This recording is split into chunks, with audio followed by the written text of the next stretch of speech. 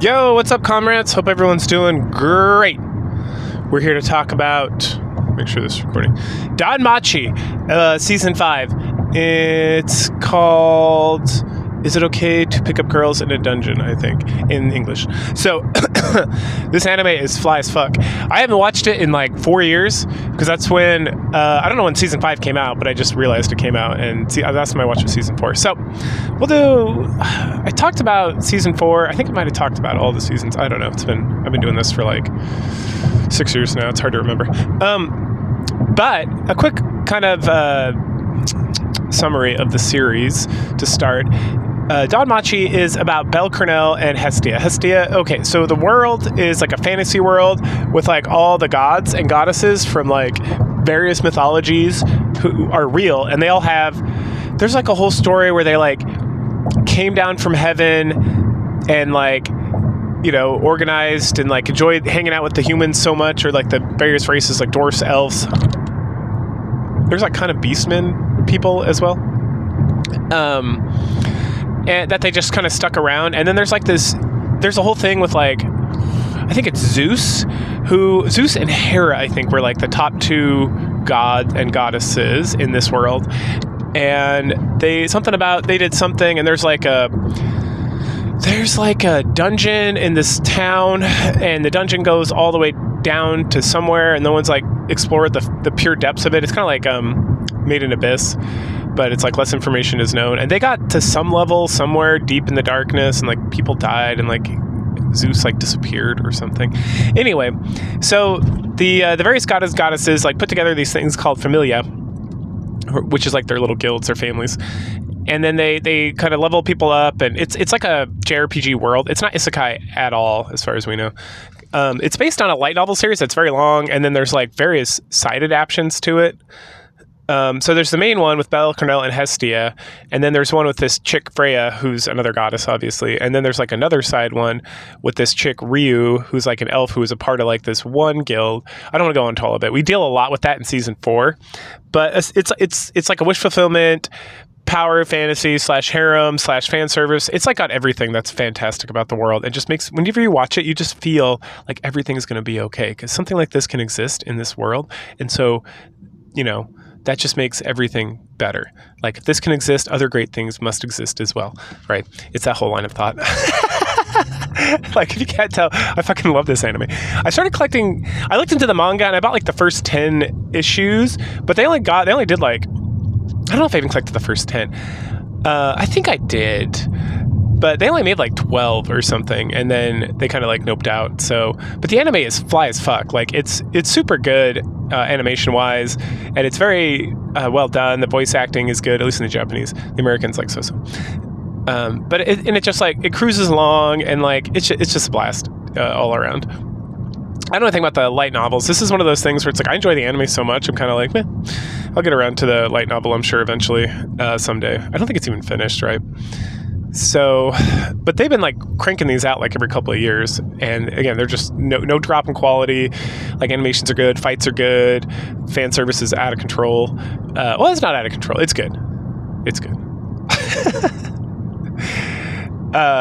So yeah, there's nothing to complain about. Like, I don't really feel like I need to collect the light novels or anything necessarily. But granted, someday I feel like I want to get around to like reading them. So I probably will collect them at some point, because I do. This is one of the best anime like ever made, as far as I'm concerned. It like hits on all the good points, and just, again, you just feel so warm and happy. It's like Fairy Tail. Fairy Tail's the best. Fairy Tail's a manga though, or manga, which is easier to digest because it's got cool pictures and shit. Reading, for me, like sitting down to read a book, it's like, man, I gotta wait till my kids get a little older. It is like so hard. Like, I'm trying to read through the Dresden Files, and I think I'm on book 4, and like I've started reading them like 7 years ago. So it's just like, I don't have time to sit and read ever. Like, I'm always busy or like sleeping.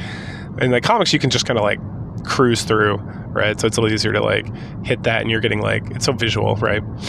And then, so if there's books on tape like Overlord that I just finished, or several others, then it's like I can do that. But I don't think there's that many books on tape of this series. Anyway, Where was I? Okay, yeah. So you got those mechanisms, and so fight monsters, and then you gain ability stats, and at some point you can like rank up, and like the highest rank anyone's ever been is like 6 or 7, if I remember correctly. And so Belle's like rank 1, and so we spend like the first season, and he's in love with this chick who kind of like fades out of like existence pretty quickly. To be completely honest, like she's like the main point of his like love interest, and they have their own like light novel sides there. I think there's 2. There's the Freya series, and then there's these guys, and they're under, I want to say Loki is their goddess, right? And there's some of that too, right? There's like, oh, we want more sexy babes, so we'll just make some men women.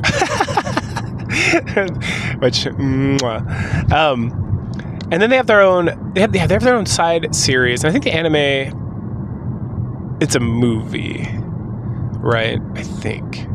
So it's pretty expansive, like world if you really want to get into it. And then so Belle goes around, and then he meets Lily. Some of these names I don't remember because it's been so long since I watched this show. And Lily is like she's like a petite lady, like a loli, and she's like, I think she's a member of some merchant familia, but then they treat her like shit, and she's kind of a thief. But then like Belle wins her over, and then there's.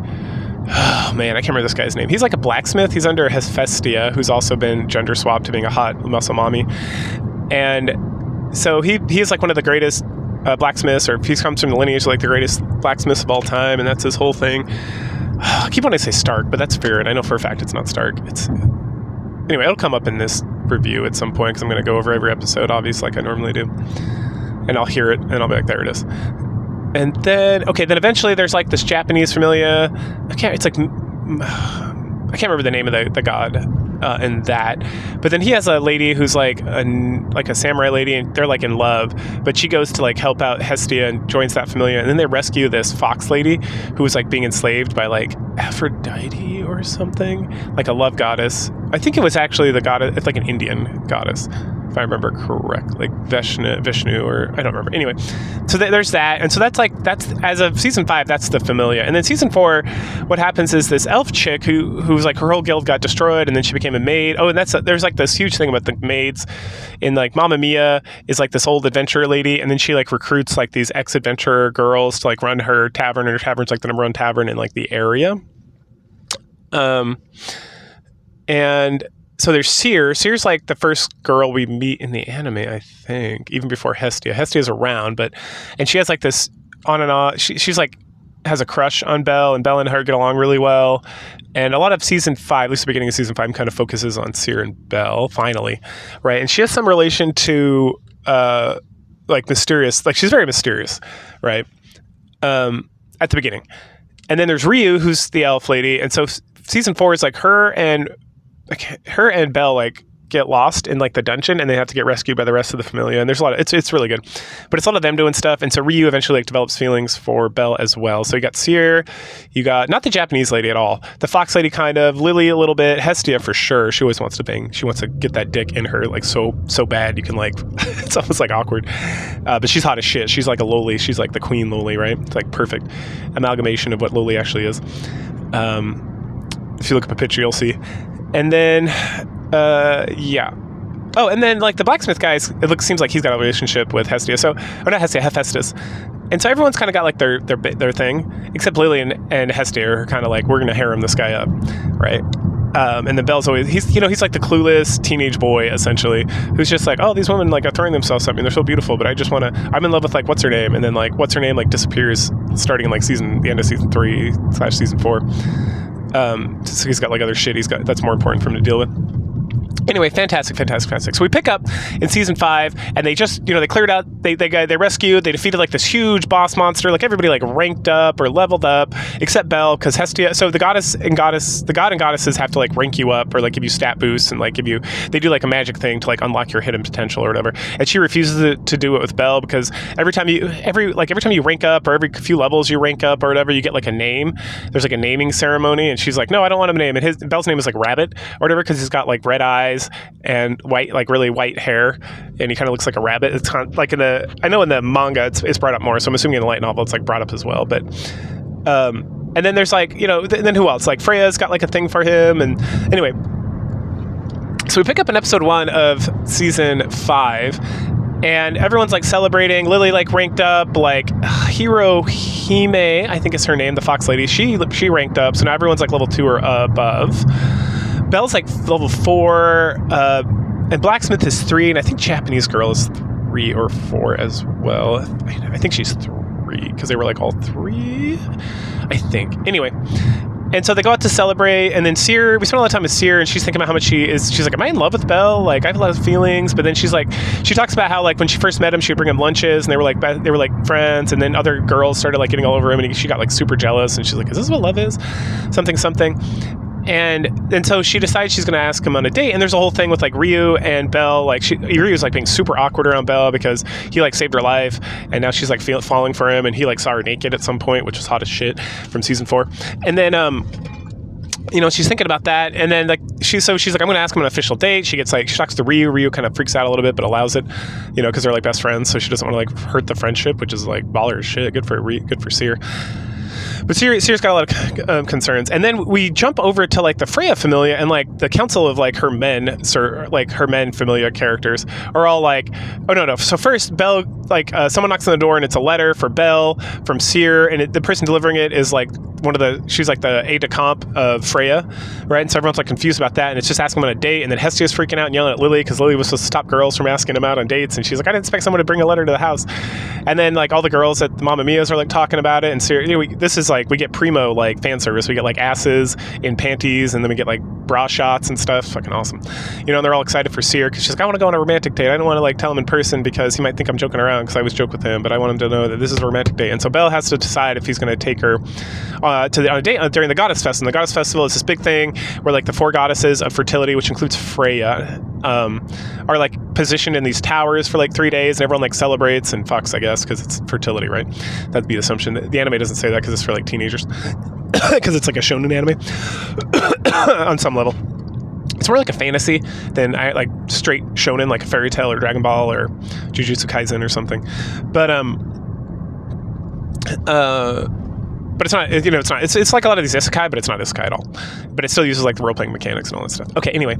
So then he's walking around. So then the council of boys who, like, serve Freya, they're all, like, chit-chatting about what to do. And one of them's like, we should just assassinate him and solve the problem. And then, like, the triplets, who are, like, one of her minions, are like, no, she would lose her shit. And they keep talking, they refer to, like, the matron, and then they refer to Freya. And so it seems like there's, like, Cyr and Freya might be, like the same person, or, like, there's something odd about, like, the way they talk about Cyr. They refer to her as her patron. They refer to Freya.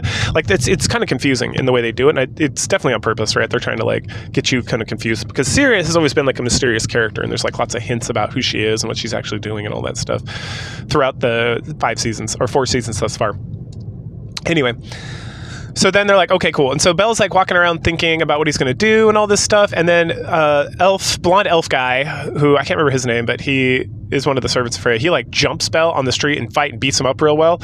And then Belle's like, holy shit, what's going on? Like, oh my gosh, it's you. And the guy's like, you will come right now to do this thing. And Belle's like, huh? And then it's, like, credits roll for the end of the first episode. Like, damn, that was a good first episode, man. Like, it caught us up and then got us set up for the next thing, got us all excited about everything that's going on. It's baller shit. And then after the credits, we get a scene with Cyr thinking about how going on a date, thinking about the romance, thinking about all this stuff. And she's, like, walking up the stairs somewhere, and then she runs into Freya. So it's like, okay, so Cyr is not Freya. But then Freya says some, like, super cryptic shit about who Cyr is. And if Belle finds out who she is, Cyr's never allowed to see Belle ever again. And that wraps up the first episode. So after getting his butt handed to him, Belle gets dragged off by blonde elf guy. I didn't catch his name. Anyway, and he's very strict. They go get tea, and he's like, I'm going to teach you how to be a gentleman, because you're a piece of shit and you don't know how to treat ladies correctly, and you're like a harebrained rabbit head. And so then Belle goes through, like, intense, like, a montage that's all about how to, like, walk correctly, talk to women, do things. He goes to the dungeon where the guy watches him, like, help women and, like, anticipate their needs and do all this crazy shit. It's pretty funny. Anyway, it, like, dresses him up, it dresses him better, and, like, does his hair and, like, all this crazy stuff. And they go back and forth a little bit about why he's doing this. And it's something about Cyr being, like, most precious thing of all time or whatever. And then there's even, like, a letter delivered to Hestia that's, like, from Belle, and he's like, hey, I can't come back because I got to protect the family, and I'm gonna go on the date with the Cyr. So there you go. And then we jump over to Mamma Mia and Ryu. And Rhea's like super distracted. Mamma Mia calls her out on it and is like, they talk about Seer's date a little bit. And then Mamma Mia's like, want me to stop it? And then Rhea's like, no. And then Mamma Mia's like, well, I couldn't do it anyway. She's like dead set on this thing. And I got all those like fucking dudes who were around, like her bodyguards and whatnot. So it's pretty fucking delightful. Okay, so then the rest of the maids at the cafe, like the cat ladies and stuff, are all like, "Oh man, I want to go out to the festival, but we don't have enough help around here without Seer being here. It's just us and yada yada and whine, complain." And one of them's like, "Wait, I got an idea." So they enlist the rest of the Hestia Familia, which is Hestia, Blacksmith, Fox Lady, Japanese Girl, and Lily. And so they come and we get sexy Hestia in her like a maid outfit, which is fucking awesome. It's like one of these very conservative maid outfits, but still. We do get panty shots again, so fantastic. Fan-fucking-tastic. So they're able to sneak off and watch. So all the actual maids leave the Hestia Familia running the bar while they go off and follow Belle and Seer on their date. And the date is very interesting because, Belle is kind of crushing it. Now, the blonde elf guy who's watching him is like, he's like unimpressed, but he's also like, oh, he's doing an adequate job, that's fine. And he's talking to himself out loud. And then like cat guy who's in the Freya Familia, who's like part of this like group, not like the bear guy or like the big cat guy, I don't know what he's supposed to be exactly. Like the guy who's like the most powerful adventurer. He's like, what are you talking about? Blah, blah, blah. And they like get into a little argument. And the guy's like, no, I only do the goddess. That's my only concern is Freya. And then the festival starts and we see all the goddesses of fertility and the harvest and whatnot, like Freya and giant breasted lady and a couple others that I don't recognize. And then so Seer, they're doing their date. Everything's going super cute. There's like fun music. It's like a fucking Otame game. And then at some point, Seer gets like really mad. And then they bump into the sword lady, the blonde lady that Belle likes, and then Seer gets like very like possessive and jealous, and then she drags him off to an alleyway, and then they get into like a little spat. Meanwhile, Hestia has like gotten kicked out of the bar because she keeps doing such a terrible job, and so she tracks down the sword lady, and she's like, "We gotta go take care of this because we got to team up. Like, I know we're enemies in love, but like we got to take care of this and get Belle back from Seer and whatnot." And the whole time we're seeing shots of like all the different bodyguards for Seer, like all these different guys who are like following around, like everyone we saw before in the first episode. And finally, Seer takes him to the alleyway. And in the alleyway, she's like, "What's wrong with you? You're not acting like your normal self." She's brought this up a couple of times before, and it's like really upsetting her. And then he's like, "I'm sorry." And then he lets it slip that he was trained, and she's like, "Oh, these motherfuckers, they gotta leave me alone and let me live my own life." And he's like, "Well, what can I do to make it up to you?" And she's like, "I want you to kidnap me." And he's like, "What?" And she's like, "Have you not noticed all the people following around?" He's like, "Well, yeah, I noticed that, but I just figured like something." And she's like, "I need freedom. I need like a break from these guys following around and always doing kind of watching over me. Like, if you can kidnap me and get me away from these guys for like an afternoon, then I'll forgive you for everything." And he's like, "Okay." So with that, we move over to the perspective of some of the guardians, the bodyguards, because all of a sudden, Belle and Seer have disappeared. Where have they gone? Oh, they went into the shop over here. And don't worry, we got some agents in that shop. But do they? Because the agents come running out and they're like, "We lost them, they're gone." And then everyone starts freaking out. People are jumping around. We see the cat guy bumping into Hestia and Eris. I got her name. Eyes? I don't remember. Anyway, blonde sword saint lady. And then he like bounces off and they get into like a funny argument. Hestia's like, "I don't understand what's going on. Is this related to the Freya Familia somehow?" And I'm not going to keep saying it because it comes up a lot. It's pretty funny every time. Hestia has like no idea what's going on and she's super confused. And then we get the maids and they're following along too. And they're like, "Oh, something's cool." They're sneaking away. That's fantastic. Anyway, so what happened was Belle went and got a suitcase, and inside the suitcase he had like his cloak that makes him invisible, which is something that has become up like multiple times. It's something he's used on and off through several different episodes or several different seasons. And so they turn invisible, they're running, and then they lose the cloak, and we get a fun scene of them running away, and he picks her up and jumps over a wall, and they're running around some more, and then they end up at this church, and she's laughing and having a great time because he like kidnapped her away, and she's like, this is the best time she's ever had in her entire life, and you can tell she's like loving it, and everything's going super perfect, just the way she could always dream and want it to be and whatnot. And so at that point, they're in this chapel and they're looking at like the murals on the wall, and then Belle's like, oh, have you heard of the story of this thing? And she's like, no, I haven't heard this story or whatever. And he's like, so the story is there's this guy and he went out and then he like rescued a spirit or something, and then they like fell in love, or she fell in love with him, but he was actually in love with like this priestess, and so she got super mad and was gonna like kill him because she was so upset about him falling in love with somebody else. But then she didn't kill him. Instead, he got attacked by like a demon or something, and so she sacrificed her life to like save him in that regard. And he was like, he wept for like the things that couldn't have been, or some crazy story like that. And it's like, that's really sad, and probably exactly what's going to happen here. Because why would you tell this crazy story? Like, there's so much like, oh man, it's gonna get real dark in a couple episodes here. Like right now, we're just having a good time, running around, laughing, seeing sexy Seer, different like outfits and stuff, seeing panty shots in every episode. It's freaking fucking awesome. Anyway, so then Belle's like, all right, you ready for dinner? I got us a thing after they hang out there for a while. She's like, yes. So they go and they're gonna have dinner on this like boat cruise thing, which is sweet as hell. And they talk about it a little bit. She's so excited and so happy, and she's like, oh, you planned this all ahead. That's excellent. I was worried you're gonna take me to the dungeon. Haha, teehee. Anyway, so they're eating dinner, and then she goes off to like use the girls' room or whatever, and Belle's like, I have this sinking suspicion in my heart of like bad things are gonna, like, not bad things are happening, but I feel like someone's watching us. I know we ditched like the Freya familia, but still. And then we see the sword lady and Hestia like on the balcony above them, like watching them eating dinner, and then all the maids are like being maids on this ship. Or waiters or whatever. And so then they come back, and then we have like some fun music, some like lighthearted Otome music, and like Belle and Seer like laughing and like chit-chatting and stuff. And then all of a sudden the whole ship like shakes, and it's like, what's going on? It's like they got attacked by like an ice spell that like froze it, and we see the Freya familiar like in all their mass like rushing onto the ship. They're like, seize them, kill Belle, blah blah blah. And then the sword lady is like, you said kill Belle, and this guy fights with two swords, like a little old guy, I can't remember what his name is like, yeah, I said that. And then so they start fighting, and then Belle's like, holy shit, what's going on? And then this guy gets like tossed overboard, not over, but off the second floor down to the first floor where they're at, and he's like, oh, I found Belle, he's right here. And she's like, run. And so Belle and Seer, like, they make a break for it and they run, and then she's like, Ryu, everyone else help me please. And then they're like, oh, she knew we were here the whole time, and they start beating up all the Freya familiars. So it's like a huge battle on the ship, and then Seer gets to the edge, and Belle's like, oh no, what are we gonna do? We reached the edge. And she's like, we're gonna jump. And he's like, what? And she's like, I know you'll protect me. And so she jumps off because she's a fucking crazy person at this juncture. And they keep having conversations this whole time about there's a conversation on the ship before all this craziness goes down about who she really is, or like, because he's like, there's no way, like, are you a princess or something? Because like all these people are like, why would you have so many bodyguards? I thought you were just there's no way you're just like a tavern maid or like a waitress at a tavern or whatever. And she's like, what if I told you? What would you do? And he's like, what do you mean? He's like, would that change anything about us? And he's like, he like promises her that no matter who she is or what happens, they're all, that won't change their friendship and their relationship no matter what. And she's like, tee hee hee. Anyway, so they both jump off. He like grabs her and they swim to like another boat on shore.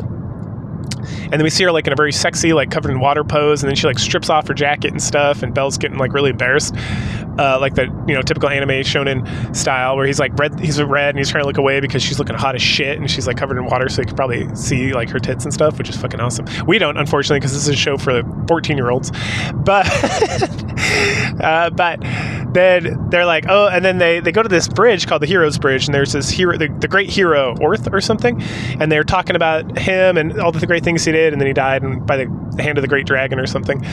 And then she's like, do you ever notice this, like facing him there's no pedestal there, do you know what's supposed to go there? And he's like, no, what? And she's like, the hero, it's like they've never put a statue there because no one can face him, because no one's been as great of a hero as him, and someday they'll be like, the great hero defeats the great dragon, and they'll put his statue there, and then that'll be like the Bridge of Heroes will be like complete at last. And then she talks about finding her hero and how much it means to her, and she's like side-eyeing Belle because she wants to get fucked, but she wants him to put a baby in her.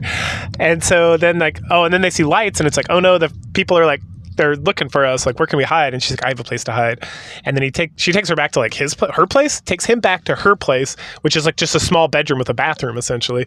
And he's like, oh, like getting super embarrassed, right? Because are we gonna fuck? Like, and then she strips naked and gets in the shower, and that's where the episode ends. And it's like, boo, yeah, here we go. Yeah, boy. It's not gonna happen, but still. Okay, so Seer showers, she comes out, she's like, oh, I'm gonna get dressed, and Belle's like freaking out, whatever, right? And then he grabs some clothes, he goes to shower, he comes out, he's wearing his pajamas, Seer's just wearing a top and panties, right? And he's freaking out, and he's like, what happened to your pants? And she's like, oh, something, they don't fit, they're too big or something. And then he's like, I'm gonna sleep on the floor, and she's like, come sit with me here. And so they chit chat a little bit. Seer's like very like, she's starting to like confess her feelings and whatnot. Wants Belle to reciprocate. He's like very like, I don't know what to do. And then she calls him like a child. You're such a child, right? Which gives us some hint about who Seer is.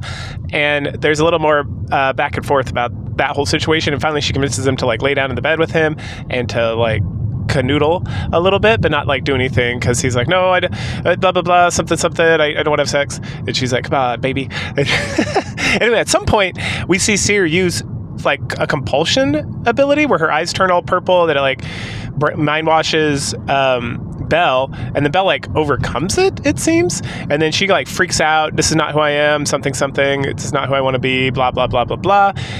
And then they just like, they cuddle up. And then in the morning, Belle wakes up and Seer's gone, right? So he gets dressed. He's like looking around. He runs into the blacksmith guy whose name is Wolf. I don't think it's Wolf, but that's what it sounded like. It's like Wolf. I'm gonna call him Wolf. So Wolf, and then Wolf's like still doing his like bartending thing or whatever with Mamma Mia, and they have a sit down and have a heart to heart. And he's like, "Hey, bro, you can't just like be playing with a girl's heart. Like you gotta like tell her how you actually feel, like whether you want to be with her or not. Like she like you got to man up, essentially, right? Like she confessed her feelings to you. You can't just like run away or try to like, it's like fucking rude to be like, I'm going to lead you on and, do whatever. And he's like, you got to tell her like if you feel the same way or not, right? And so he's like, okay, yeah, that's a good idea. So he then tracks down this cringe dude, and his name is literally like Cringe Face. Like he's one of the top class adventurers for the Freya Familia.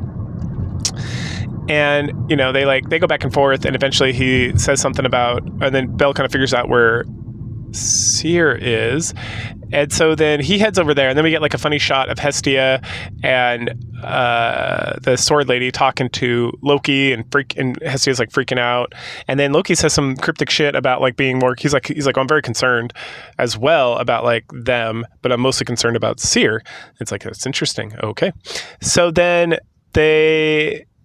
so Belle meets up with Seer. They have like a conversation about stuff. He gives her something because she's at like a pond or like a fountain. So he gives her the other half, the half of the thing they had that was like to get, the thing she got the day before that was like, I don't know if I mentioned this, but at some point she convinced him to buy this thing that like split into two, and then she put one half in her hair, and then he like put the other one on his thing. And it's like when they're joined together, they can be together forever, yada yada yada. So he gives her one half of it, and it's like his half, right? Which, if you're paying attention, is pretty obvious because it's an anime and not a light novel. But and then she's like, oh, thanks, and then she puts it in her hair, and then they're like chit chatting a little bit about feelings, and she's trying to smooch on him again, and at that point, the guy from before, Cringe Face, jumps down and tries to fight. And then Belle's like fighting, and then he realizes the guy's not fighting him, he's fighting Seer, and so he grabs Seer, and then the maids all jump in because they're also looking around, and then so they run off, Belle and Seer, and then the maids get like destroyed completely. And then one of them, this cat girl, like goes up to like fight the guy, it's the cringe guy, and then her brother shows up, and her brother's the cat guy from before, who was like, I won't have anything to do with this bullshit, right? From like the first episode. And they go back and forth, and she's like freaking out because we got to protect Seer, something. And he's like, you don't know anything. Like, shut the fuck up and get out of the way. And so then we get Belle and Seer, and they run up to like Loki and Hestia and Sword Lady, and they're all chit-chatting, and he's like, we got to get away. They're like, the Freya Familia is trying to do something to Seer, something about the goddess and playing the fool and whatnot. And then Hestia's like, wait a second, I'm so confused. That's not a goddess or something. Or her and Loki have like a funny conversation about that. So anyway, Belle and Seer get to a church area, right? And so they head in there, and they're chit-chatting about stuff, and then at some point in this scenario, Belle like grabs her arms and squeezing really tight, and she's like, what are you doing? And like, what is he doing? And then we see that she's holding a big knife like ready to stab him, and he's like, the fuck? And he's like, who are you? I knew you weren't Seer because when I handed you like the thing, it was mine, not hers, and like she's still gonna have hers, and something. And then she gets like super upset, this fake Seer, and then she's like, fine, if you want Seer, she's over there in the gardens. And Belle's like, okay. And then they kind of go back and forth a little bit, and he's like, who are you? And she's like, I don't know. And he's like, okay, I don't. So then he just like nopes out and heads over to actual Seer. And then that's when like blue-haired Catman and like Cringe Guy and everybody else like kind of roll in, and they start like going back and forth with this lady, and this lady ends up being the lady who delivered the letter from the first episode, right? The secretary of Freya, and she's going crazy about how like the goddess this, and the goddess can't lower herself, and like Belle's a piece of shit, and how dare she, she can't be a goddess if she's like lowering her standards and all this stuff, and like losing her mind and all this stuff, and they pound her like.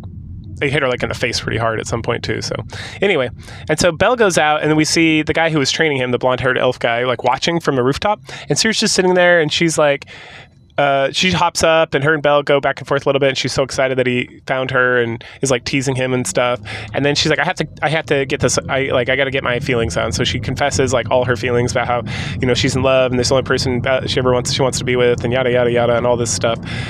And then Belle, then it starts, Belle's like, and then like the credits are rolling and it's playing like soft music, right? Like an Otami game. And then, then Belle, it's like, Miss Ciri, I have to tell you, or like, I'm sorry. And then it's like, dun dun dun, that's the episode, right? So obviously he tells her that he's not that into her. Poor Ciri. Oh. But then we have like the post-credit scene, and so we see Ciri walking in the rain back to the Freya Familia Tower, and we see the main like the bear guy or whatever, like the main person for the Freya Familia walking as well, and then he's like, what are you gonna do? And then she's like, I'm done, like Ciri's dead, and then I'm not, like, Ciri, I'm done with this, like I'm done playing this childish game, like no one can have Belle but me. And then Ciri transforms into dun da da Freya. So Ciri was Freya the whole time.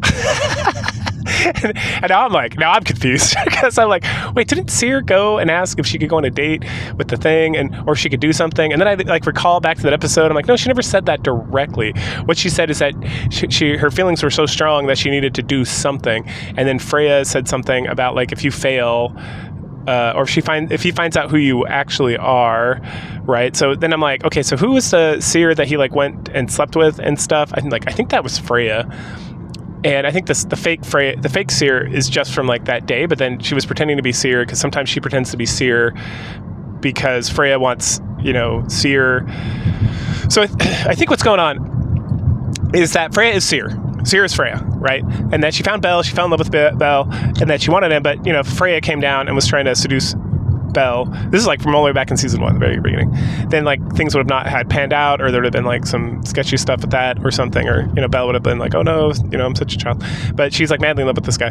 Anyway, so then she created the persona of Ciri to like interact with him and do stuff. But then sometimes she's got to be doing goddess shit, and so she has like her second in command, or like her whatever Lily called her from the first episode, like her aide de camp, pretend to be Ciri as well and act exactly how Freya would act, so then they can have both exist at the same time, right? And so I think that's where the whole situation comes from. It's like they're essentially like acting like the exact same fake person, and so it gets kind of confusing, like who's who. But then like we know that real Freya, so and then I assume as well, because Freya had to be in the tower, that was like the fake Ciri, right?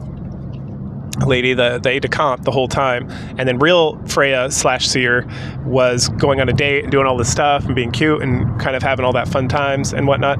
And then like the next morning it was like the fake Ciri, the aide de camp, and then Belle called out on it, and then something about like maybe she was like getting in the way because she clearly was trying to interfere with Freya Ciri and Belle's relationship, and so that's why they were getting mad, because they were like, fuck this or something. And that, I think partially like there might have been at some point fake Ciri was like running around doing the stuff, because that's why the one guy was like, I'm gonna stick with the goddess, you guys do whatever the fuck you want, right? So like if real Ciri is Freya, then he would be around, but if real Freya was like in the tower, that's who he's going to protect. Like he doesn't give a fuck about like this other lady. I think that's how it works. So then like I don't know exactly where or if it's going to explain it in the next episode, so I might be talking about all this shit and just have no idea what I'm talking about, and it's all going to be easily explained, but I don't know, I kind of hope it's not. I hope it's just kind of like left up to you to like go back and look or read the fucking book. Anyway, that's episode 4 is pretty fucking good. Not gonna lie. Sounds right. I know that's speculation, and we pick up episode 5, and Freya pretty much tells us exactly what's going on. So something about Belle having a pure soul or something, and she wanted him, so she made up the thing of Seer, and then she had her like aide-de-camp lady, who could transform into different things. Sometimes play Seer, but sometimes play Lady Freya. And most of the time she was Freya, so that Freya could play Seer because she was in love with Belle from the day one, and she's a goddess of love, and yada yada. So she's willing to sacrifice anything or do anything, and yada yada yada. Right. So we get Belle kind of recapping to Ryu and the maids and his guild what happened with Seer, and about how the person was pretending, and how the Freya Familia was not actually trying to hurt Seer, but Seer's missing now. And then there's a whole conversation with Ryu and Belle about how he's in love with Sword Lady Eris. And how he has to get as strong. It's the whole first season. He has to get as strong as her so that he can confess his feelings to her, and that's the only person he's in love with right now or can do anything with, right? So he's sticking strong to his thing, right? So good for him. Okay. At that juncture, everyone kind of goes out to kind of look around for Seer to see if they can figure out where she's at or what's going on, because they don't quite understand that Seer is Freya at this juncture. And so they split up, and then Hestia is just kind of walking along thinking, and she's like, wait, Seer is Freya. She has to be something, something, something. And then Freya's right there. And no, Hestia at first is like, I got to figure something out. And Hermes had told her something. And so Freya pops up, and she's like, you're going to give me Belle. And she's like, what? Fuck you. Absolutely not. And she's like, no, you're going to do it. And if you don't do it, I'm just going to make it happen. And Hestia's like, how about you go fuck yourself? And then we get shots of all the different members of the Hestia Familia, Japanese girl, Fox girl, Wolf, Lily, and Belle being assaulted by various members of the Hestia Familia. The Freya Familia, and getting captured, essentially. And so we jump back, and Freya's like, it's already done. And Hestia's like, Nani desu ka? And then they throw all the swords down, and they got all the people in carriages, and then Belle gets tossed to the ground, and she's like, you're going to use your conversion skills, or you're going to convert him over to my Familia, right now. And Hestia's like, no. And then if you don't, Freya's like, hey, if you don't, I'm going to kill your whole family, and then I'm going to kill you. I'm going to send you back to heaven, right? And then at that point, Hestia's like, fuck you. And then at that juncture, Hermes rolls up and is like, well, yeah, looks like you won, Freya. And she's like, if you try to interfere, I'll kill you first and send you to heaven first. And he's like, no. I just wanted to point out that the rules that all the gods agreed to at the very beginning of this whole thing coming down to the lower world and all this stuff was that someone cannot be converted over to another Familia until they've been in the original Familia that they were a member of for 1 year. And it's only been 6 months. So you're going to have to wait. And then Freya's like, And then Hermes is like, well, what you can do is just take Belle and then, just make him a part of your Familia right now, and then just do the conversion process in 6 months when you legally can. And she's like, done. And so she picks up Belle, and she's like, I expect you to honor this agreement. Hestia, it's 6 months. And she leaves. And then Hermes is like, hold up, Hestia, just chill for a second. I gave you 6 months. We can make a plan. We can figure out what to do and all this stuff. And then all of a sudden, this chick shows up, who is Hermes' only member of his Familia.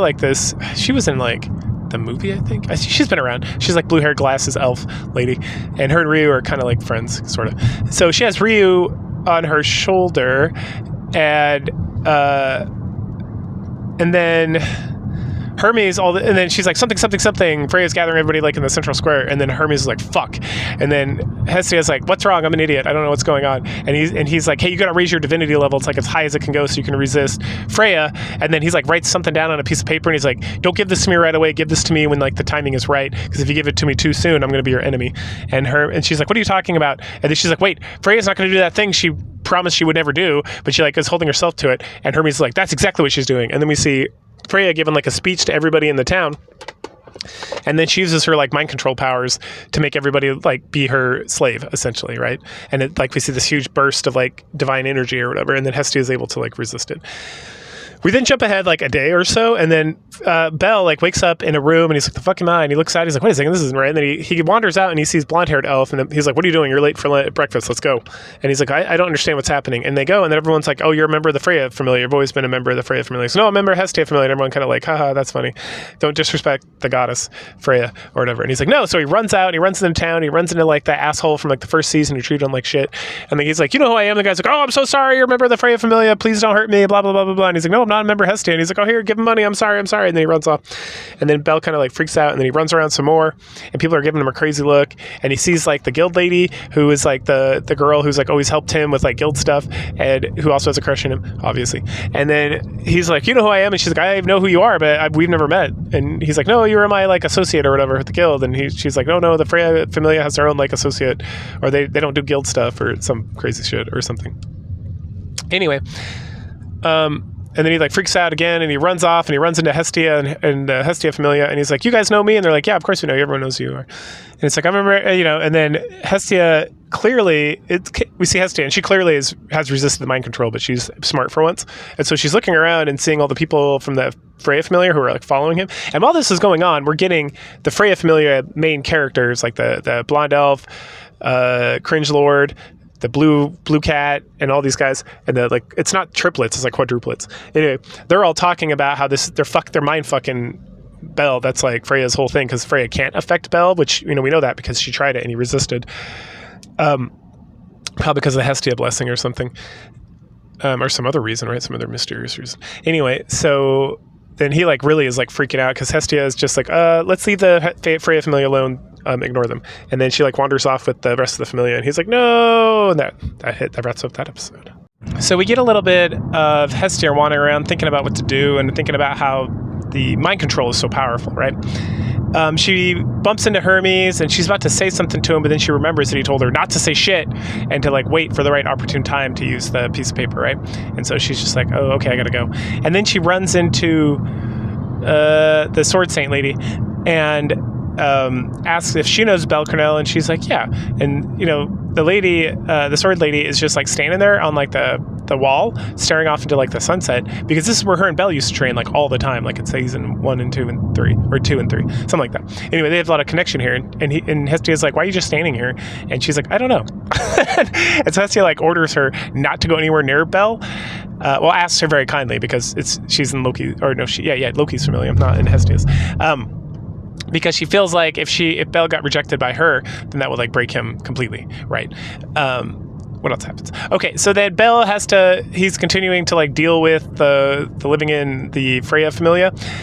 He gets taken to like their healer, and the healer's like, oh, you have a curse, that's why you can't remember anything, like, can you cure the curse? No, the only person who can cure the curse is like some other guy. Oh, we're not going to go ask that guy, because if we do, we'll be in debt to that Familia, and we're not going to do that shit. And then the healer's like, oh, he just needs to like chill and like try to forget all these like not true memories, right? Okay, so then Bell gets taken to Freya. Oh, so Freya has a conversation with her aide de camp. The aide de camp's like, are you going to imprison me or kill me or whatever? And she's like, no, but you can never see Bell ever again, you can never do anything, because you lost like our little wager or whatever, and you have to serve me forever without question. And what you're going to do is you're going to find anybody, because Freya's like mind control spell did not work on anybody in the dungeon, and it didn't work on any of the children, quote unquote, who were out and about out of the city, right? So she needs to track down anybody who's not been like mind controlled, and then get them like mind controlled, get their heads right. And it's like, oh, what about Uranus, who's like down deep in the dungeon or whatever, the 18th level or something? And Freya's like, don't worry, I have some shit I got to do down there, so I'm going to go take care of it. So she heads down there, talks to Uranus. Uranus is like, I don't agree with any of this shit you're doing. It's totally horrible, but I can turn a blind eye, because it's more important to maintain like the structure of the dungeon or whatnot. And she's like, tee-hee, and he's like, ugh. And then she leaves, and then his little like monster friend who serves him is like, am I really mind controlled? And Uranus is like, yes. And he's like, so are you going to move against Freya? And he's like, I can't, because you would probably turn me in, and I don't have enough power by myself to like fight her and like everybody, right? And he's like, so I'm just going to wait and see, because this is not going to last forever, and if depending on what Bell does, that'll influence whether he needs to like move or not, right? Because like the life of Bell is perhaps not that important for like just getting rid of the dungeon and all the dungeon sketchy shit. Okay, so then Freya goes back, she meets up with Bell, or has Bell brought to her, and and they have a little conversation, and Bell's like very skeptical, so he's like asking a bunch of questions, and he's like, well, if you're really my goddess, then you can like rank me up or whatever, right? Because Bell was like rank 3, and he wanted to be, and Hestia wanted to rank him up to rank 4 because of reasons or whatever. And so Freya goes and like does something on his back, which is where the ranking up occurs. And then he is ranked up, and then he looks in the mirror and he sees Freya's symbol there, not Hestia's. And he's like, oh my gosh, like, and he freaks out, he almost like passes out or something. And then she like giggles to herself because she used some like super rare magic item, which allows another Familia's goddess or god to rank up somebody from like a different Familia, right? And so that's how she like pulled the trick on Bel. And so he's like, you know, more and more convinced or whatnot. Bel then goes out the next day, and it's time to like train and to become a better fighter. And the way they train in the Freya Familia is they just like murder each other. It's some like ridiculous Hunger Games style free for all. And so Bel ends up beating like all the scrubs, but then like Blonde Elf and Cringe Lord and the four guys, the four quadruplets and everybody, they show up and they just kill the shit out of Bel a bunch of times, and the healer keeps healing him so that he can like be reborn anew or some crazy shit. And then he gets taken over to Freya so she can fuck with some more. But meanwhile, while that's all going on, the lady at the guild like is like, I feel something weird about Bel, even though I never met him before. Something doesn't seem right. So she looks for his file, can't find it, and then she goes to her desk and is like, oh, it's a complete mess. So she starts cleaning up, and then she finds her journal about Bel that no one else knew about, right? And she starts like reading through it, and she's like, wait a second, how do I know this shit about Bel Cornell? Like, I don't know anything about him. And she starts to cry and like think about it. But then like one of the others, you know, people who's mind controlled, which is like everybody, reports her to Freya, and so Freya shows up and like, that is mine, and takes that and is like, I'm gonna send somebody else here to like fix all these problems, and you like snap my fingers, you forget everything you saw here. And then Freya like wanders off, and then the guild lady's like, why am I crying, right? So it's total good, like Freya's like a total nut job at this point, completely, right? I mean, she always has been, but like real fucking wild stuff. Anyway, so she meets up with Bel again that evening after like the grand royal battle or whatever, and some of the other members of like Freya's Familia are like super pissed off because like she's spending all her time with Bel, and then the healer lady is like trying to comfort one of them, being like, you know, it's just Freya, she can't control herself, she's got no ability to control her emotions because she's goddess love, I guess, I don't know. Okay, so then Bel meets up with her, and she's like read the book, which is the journal of all of Bel's exploits, and so she can use that now to like mindfuck him some more, because he'll be like, all right, well, she like knows about everything that he did, like how he, you know, first time he went to dungeon, he killed one goblin and then ran away, how he killed the Minotaur to rank up to rank 2 and some other shit like that, how he got into a battle with like the Ares Familia that I mentioned previously. And he's like, wow, maybe I am just hallucinating all this other stuff, because like, you know, all this stuff about me that I didn't tell anybody but Lady Hestia and like the guild lady. And she's like, tee-hee, go get some rest, and then, but first help me take off my dress. And then Bel like, you know, blood out of his nose and like runs out of the room, and she's like, oh, I love it so much, hee, I'm gonna get myself off. And then the data comp comes in, and she's like, I'm here to change you for bed. And she's like, no, I'm gonna masturbate while wearing this dress that Bel said I'm beautiful in. That wraps up that episode. Man, this fucking show. So they jam so much in each one of these episodes. It's like crazy. Like, I'm reviewing Highlander, right? Like a few months ago. And these are like hour-long episodes, and I can talk about them in like 5 minutes, no problem. Cover every little thing that's like vaguely important. This show, I'm talking like 6 to 10 minutes per episode, because there's so much shit going on. And then it's like, I just watched the episode, and then I want to start talking about it, and I have to like think real hard, because it's like, I don't want to miss anything, because I just like, it cruises. Man. So fucking good. Okay, so there's a few different things going on here. So the first thing is Freya is meeting, well, no, what's the first thing? The first thing is Ryu wakes up. She and, what's her name? The blue-haired girl, Hermes' child, are like in a different town somewhere else. And then she kind of gets Ryu sped up on everything that's been going on about the mind control, about all that stuff, right? And then how they got to go, and they got to kind of do some reconnaissance and whatnot. Meanwhile, Hestia has gone down to talk to Uranus, and she reveals to him that she has not lost her memory. He hasn't lost his memory. They start kind of talking about it, and Uranus like shuts it down. He's like, Freya's got spies everywhere, and then they both like glance over at like his assistant, who's got like the purple eyes, and then Uranus says some like real cryptic shit about the winter's cold. They need to like increase the fire, have this other Familia, I can't remember who, have that Hermes Familia, I think, bring the wood for like the fires, And then the guy's like, what about the Ganesha familia? Isn't he usually in charge? And it's like, he's going to be too busy doing something else. And then the guy, like, his purple eyes disappear, which is kind of interesting. And then he leaves. And then Hestia is like looking around being like, okay. So then we bounce back over to Freya and all her like main bros, children. And they're having a conversation. And the blonde hair guy gets called out for doing shit behind Freya's back, which since he was just training Belle to be like more respectable to her on like their date, right? And he apologizes for anything. And she's like, I'm not mad. And everyone's like, shit, she's super mad. But he doesn't get any punishments. They also want to give Belle some more freedom to like go out and do stuff, but then she assigns the quadruplets to make sure that he doesn't run into anybody that he has like feelings for before, which is specifically like the sword lady, I'm assuming. But like anybody else, because the whole thing with like the guild lady kind of like got her intrigued about the whole situation. And then they send the blue-haired cat guy to go check out Anya, who's the cat girl from the his sister, who's the cat girl maid, right?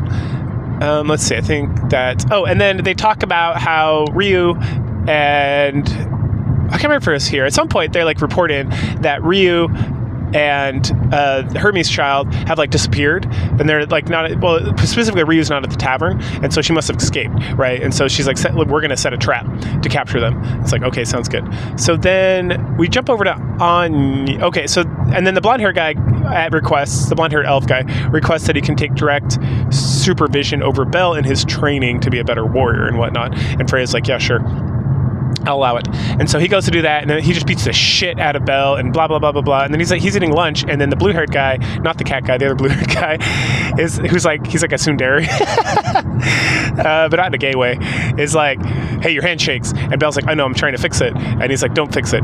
If your bell shakes, it's distracting because it makes it look like you're going to do something with that hand, so you can use it to lure people in. And he's like, wow, thank you so much. And then someone's like, wow, you're helping Belle out. I thought you hated that guy. And he's like, I still hate him. And they all like giggle about it. And then at some point, Belle is meeting with Freya, and she says something about, she has like this whole thought process where if she can get him to believe that his memories are a curse and to get rid of and they can eliminate the curse, then that'll like seal the deal or whatever. And Belle's like, so she inquires about it, and he's like, no, not right now. And she's like, okie dokie. So then we jump over to, I'm just trying to make sure I'm not missing anything here. Okay, so then we jump over to Anya, and she's freaking out. Like, she's been like super depressed, not leaving her room because she hasn't lost her memory.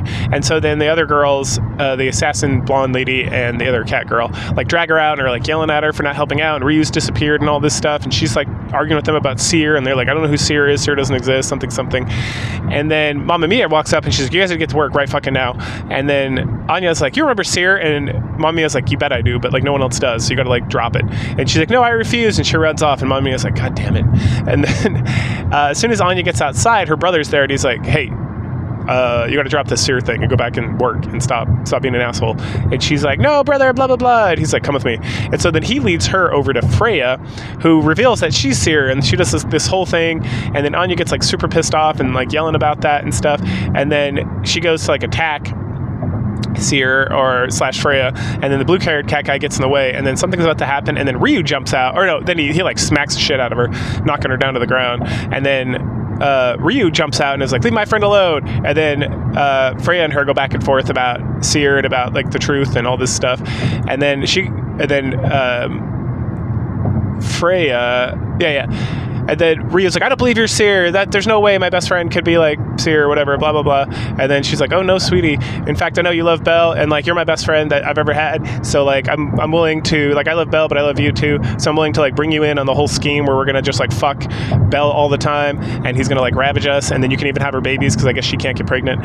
And then Ryu's like, no, I refuse. And then they, they're getting pretty heated.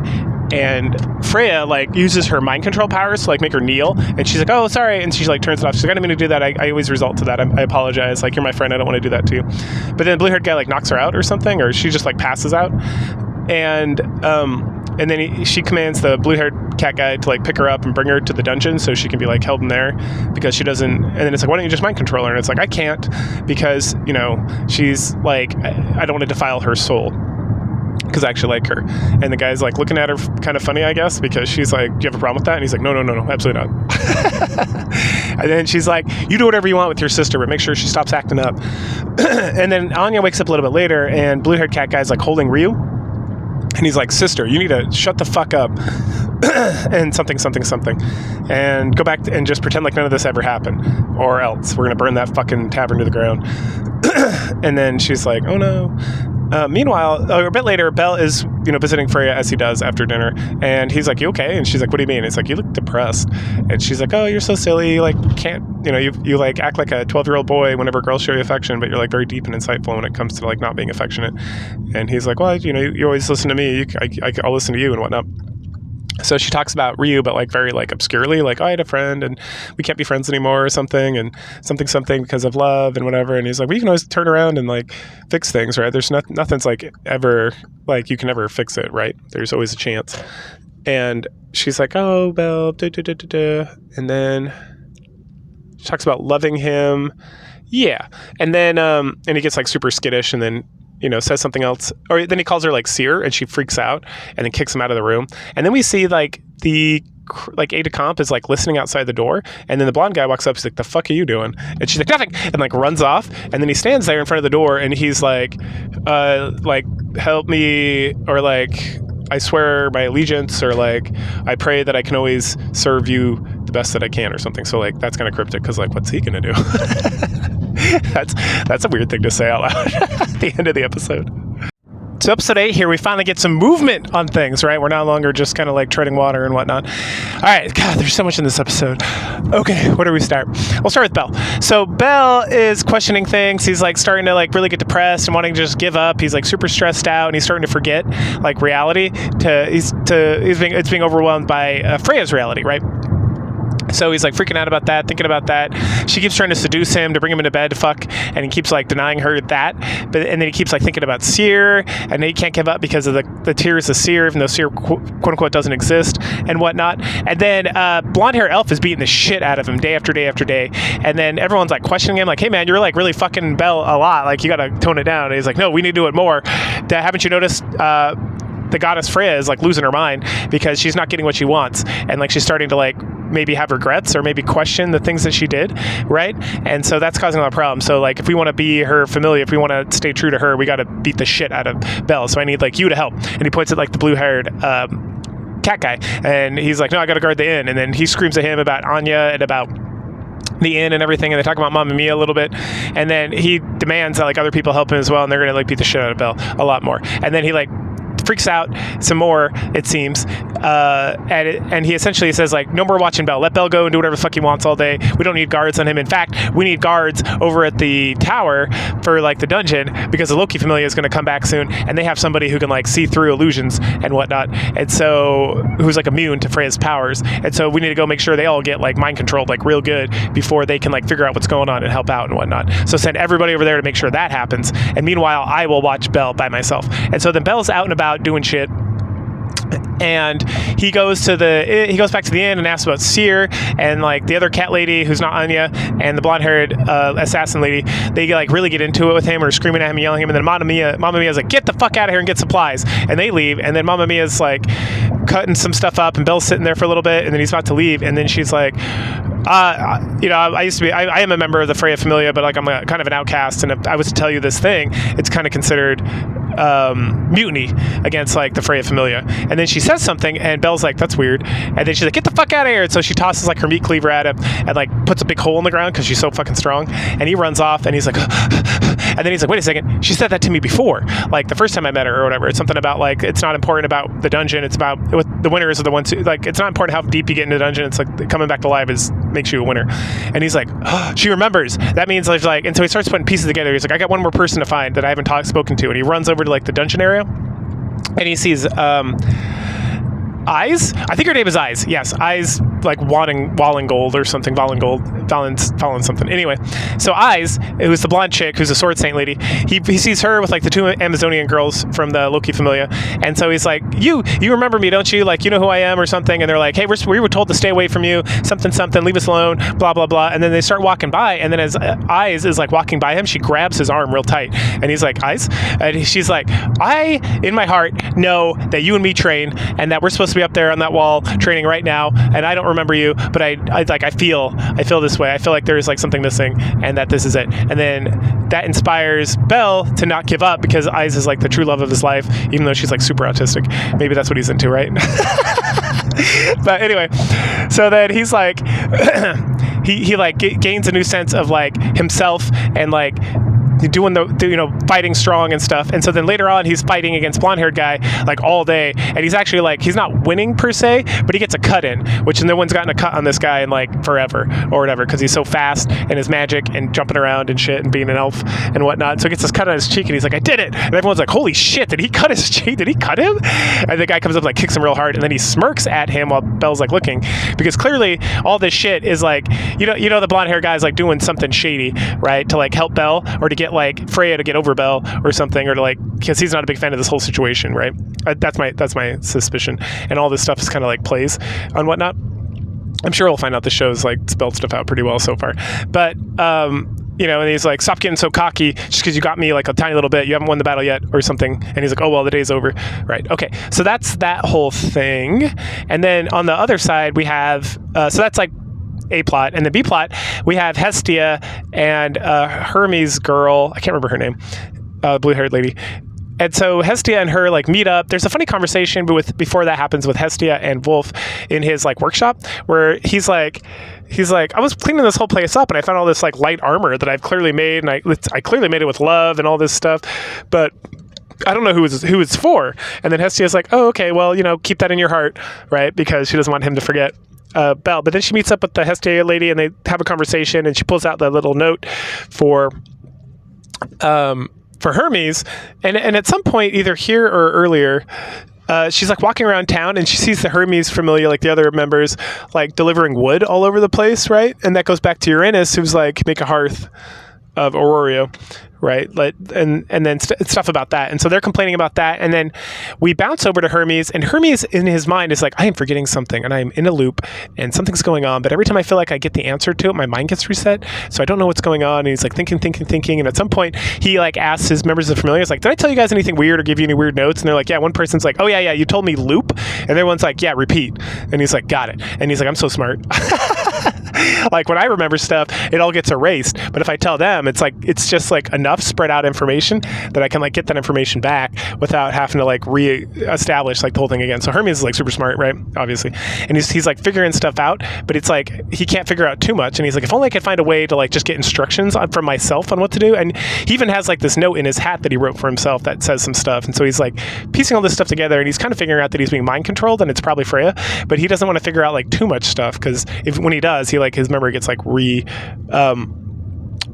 and all his notes and stuff get taken away. So he's trying to find a way to not spill the beans or not like find out too much information and just have like instructions. And so he's like, and he's like, I got it. Because, the leader of his like his familia, the blue-haired girl, has been gone this whole time, and so he's like, that's got to be it. So he just runs outside to like a market area, and he's like screams to the top of his lungs that he's in love with her, and then everyone's like looking at him like he's fucking crazy. And then he hears like a voice from her, and it's like, go here and get this thing, like go get some like potato poppers from this stall. And so he heads over there, and Hestia's there, and she's like, Hermes. And so she hands him, she's like, here's a giant bag, eat all of this, go, I love you, thank you so much.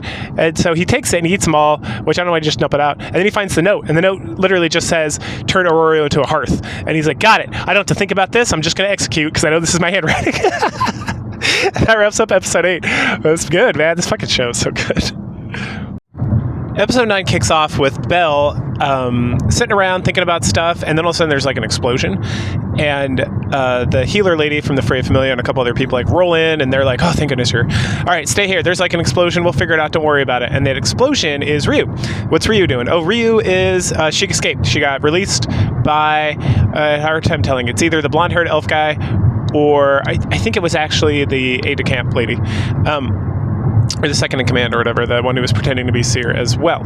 So Ryu's going around, she's just like blasting stuff, blowing stuff up, doing whatever the fuck she wants, kind of messing with people, right? And she's pretty strong, so she's able to do that.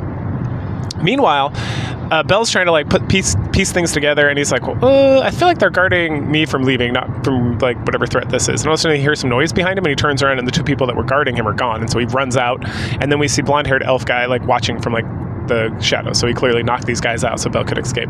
So what does Belle do with that? He's thinking, he's like, okay, they're clearly trying to protect me from meeting up with this other lady, or the person who escaped, so I gotta go find them. So he's running around, and all of a sudden he gets to an area where he bumps into the fake Seer lady.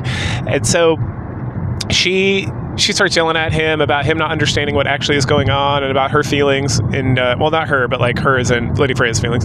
So Freya's feelings and like how he needs to like wake up and stop being such an asshole and like care. And she's so upset because he's ruined Freya and like all this kind of crazy nonsense. And Belle's like, and she's like, have you figured it out yet? And he's like, he's figured out like half of it, but he hasn't figured out like who Cyr actually is. And so she starts yelling at him and like trying to attack him with like his own dagger and whatnot. And finally he like puts two and two together and he's like, wait a second, you're Cyr and she's Cyr, and like something about like this girl like playing Cyr is like and being so in tune with like Freya because she plays as Freya as well, kind of helped her.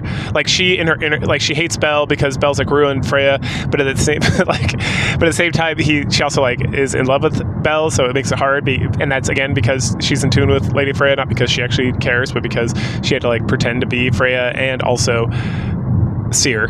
So that whole thing's kind of funny and ridiculous. Anyway, so at some point she like hands the dagger back to Belle, and then she's like, you know what happens next? And he's like, what? And then she kills herself, or she stabs herself by grabbing his hand and like stabbing it to her gut. And he's like, no. And then she uses some crazy spell to turn into Cyr, and then she's like, goodbye, Belle, you know, something. And he's like, no, I won't let you die, blah blah blah blah blah blah. So he picks her up, and then we flip over to Freya, who's talking to her number one guy, Olaf, or whatever his name is, Olf. And she's like, go save that dumb motherfucker. Make sure she lives. I can't stand her. She cannot die. And he's like, got it. So then he meets up with Belle and he's like, give her over to me. I'm going to make sure she's be okay. And Belle's like, okay. And he says something about Freya and he's like, got it. So he goes to Freya and then they go back and forth and she's like, I never loved you. It was all a game. And like, you know, Cyr isn't real. And he's like, I know Cyr's real and I know Cyr's love is real and all this stuff. She's like, no, I refuse. And she takes like the little half piece of jewel that they like, you know, got, and she smashes it on the ground and they're like yelling back and forth. And then there's like something happens. So what's happening? So then we jump down to, we see all the people in the town. They're like covered in like a red glow or an orange glow. And they're like, oh, what's going on? And then Hermes is like, it's the hearth. I get it. I know what I was doing now. Like I was just following orders, but now I get it. And right before we get that, we get somebody being like, hey, this wood's weird. Like one of the Hermes guys that's delivering it. It's covered in blood. And it's like, blood, huh? And so then we hop down to Uranus and he's talking to like his little shadow pet monster sidekick guy. And he's like, oh, Lord Uranus, what's happening? And Uranus like explains the whole thing. So what the whole deal is they turned all of Aurora. So he explains that Freya, if she had turned everyone into mindless puppets, then this wouldn't have worked, but she didn't. She left them as like heroes and whatnot, so they still had a lot of their personality. And because of that, they were able to, it was like a crack in like her defenses because they were able to utilize that. And through like these schemes, like the hearth and making Hermes deliver the stuff and right, because Uranus is like super smart as well, so he kind of figured out that if Hermes and Hestia, he knows Hermes and Hestia are friends, so he figured that Hermes, when he would have like figured something out, and so they were like he put it all together and kind of figured out what Hermes was initially trying to do, which is by using Hestia to like protect people from like being mind controlled and whatnot, which is one of her abilities as like the goddess of the hearth, right? And then yes, hearth, they're going to turn the whole city into a hearth, obviously, because then the whole city is going to become a giant temple to Hestia, and like all the flames of the hearth throughout the whole city, which is like all the flames in all the city, are essentially members of her familia. And like the more powerful members of like your familia that you have, the more powerful you are as like a god or goddess here on like the lower realms or whatever. And so they essentially turn the whole city into her temple, and then Blue-haired lady flies her up to like the tower, which is like which leads down into the dungeon, like the Tower of Babel, I think is what they call it. And she uses her goddess powers, like her super goddess powers, to like dissolve Hestia or Freya's control over the whole city, right? So there you go. So Uranus kind of explains this whole thing. Oh, and the reason they were able to do that is because she used her blood, and she essentially got so Hermes' instructions to himself were to take Hestia's blood essentially and put it in all the wood, because then if it's her blood burning, and that's what makes it like the hearth. And then she does like this fucking epic like casting on top of the tower and like cleanses everybody. And then Blue-haired lady like flies her and smashes into Freya's tower, where Belle and Freya were like having this conversation. And she's like, Belle, and Belle's like, oh, Lady Hestia, I love you, blah blah blah blah blah. And then we see all the familia, like the Loki familia, like eyes. Yep, that's her name. Going to like fight the Freya familia along with everyone else in town. Everyone's like super pissed off because they just came out of the mind control and they knew they were under mind control. It's like Dungeons & Dragons control magic logic. So yeah, I think it's called control. Charm person, maybe. Okay. So everyone's super pissed off, and we get Uranus talking some more. He's like, there's no way the guild or like this, you know, they'll allow like this open war between the whole city and like the Freya Familia. So like there's only one option left to resolve this problem because people got a lot of bloodlust about this whole situation, and that is. And then we switch over to Freya Familia, or we switch to Freya, Belle, Hestia, and Blue-Haired Lady. And Freya Familia is like, I declare like a guild war or whatever it is. It's like they're fun pretend wars they do periodically, which Hestia Familia has won like 100% of these. So I guess that's how we're going to wrap up the rest of the season, is with some shonen anime battles, which is cool. It's dope. Episode 10 picks up right where episode 9 left us off with a little... We actually go back in time a little bit. And Freya announces that she wants a war game. All right, we're going to do a war game. All right, everyone in the whole area, the whole city wants to join forces with Hestia to go in a war game against Freya. And everyone's like, hell yeah, fuck those people. We're going to get them good. And then we find out that, the guild will not allow the Loki Familia, who's the second most powerful guild after the Freya Guild, or the Freya Familia. Sorry. The Loki Familia will not, or the guild who runs everything, will not let the Freya Familia, or the Loki Familia, join forces with the Hestia Familia, because then it tips the balance too far because they're second most powerful. And then the Ganesha Familia will not join because they're like the moderators of the whole thing, right? They're like the ones in the middle. Okay. And then there's a bunch of other Familia who we get a whole scene with like Hestia like begging Loki to join, and she's like, no. And she's like, can I at least borrow eyes to help Belle? And she's like, no. And she's like, bah! And then all these other Familia, all these other gods are like, yeah, we're not gonna help you either. And then we find out that the war, what the war is gonna be is hide and go seek, but it's a battle royale hide and go seek. So whoever finds like the god or goddesses on the other side first wins, but you can use any means necessary to like stop the other team. So it's just battle royale, but there's like a snitch. What's that thing called? Yeah, it's a snitch, right? From like Harry Potter. You get like the golden snitch and you like win. Okay, so that's the deal. We then get a lot of back and forth people talking about how there's absolutely no chance that Hestia can win, even with all like the guilds, or not the guilds, the familias and all the children and all the gods that are like joining forces with her, like her Japanese friend, for example. Loki's not going to get involved. Let's see. No, sorry, not Loki. Hermes. Hermes is not going to get involved as well. So there's a lot of people who are just like staying out of the whole situation. Let's see. Okay, so then, you know, everyone apologizes to Belle. He forgives everybody and says we got to train. He has ranked up again, so now he's level 5, which I thought, I can't remember if he was level 5 before. I think Freya might have leveled him up to 4, but then all the training he did got him up to level 5 or something along those lines. So that's even better. And he's got some new skill which makes him immune to charm, and another skill that makes it so, or no, and then his like ability to flee went up from like A to G or something. I don't know, some role-playing game logic. I feel like that's important because the show tends to be written very well and only like brings up stuff that's going to be relevant for later. They don't just like pitter-patter. And they squeeze a lot of shit into this fucking show too, which is awesome. Okay, so then we get Wolf making swords. We get Lily trying to strategize. She can't figure out any weaknesses of the Freya Familia. We get a scene with Fen. So Lily and Fen are both like hobbits, essentially.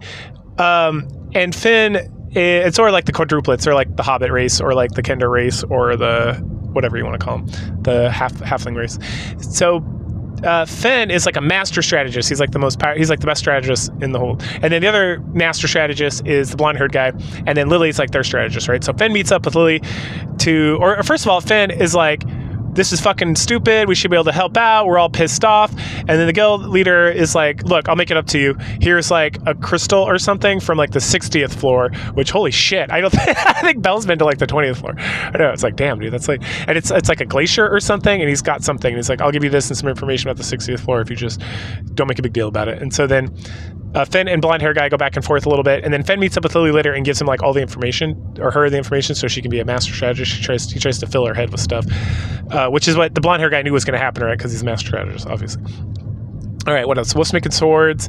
Everyone else is just training. Belle ends up training with like the Amazonian ladies who are in the Loki Familia because Aiz is not allowed to train for some reason. Freya's like super kind of like distant from everybody, and like the blue-haired cat guy like asks something about it, and then Anya is in bed and refuses to get up, and then her brother visits her, but we don't know exactly what it is, what's going on there.